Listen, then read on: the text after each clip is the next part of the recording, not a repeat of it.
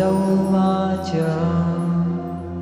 प्रणम्य शिरसा देवं गौरीपुत्रं विनायकं भक्तावासं स्मरे नित्यम् आयुः कामार्थसिद्धये प्रथमं वक्रतुण्डं च एकदन्तं द्वितीयकं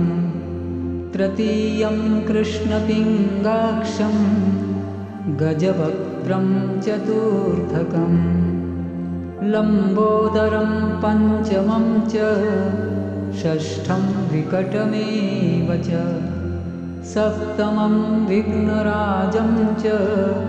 धूम्रवर्णं तथाष्टमं नवमं भालचन्द्रं च दशमं तु विनायकम्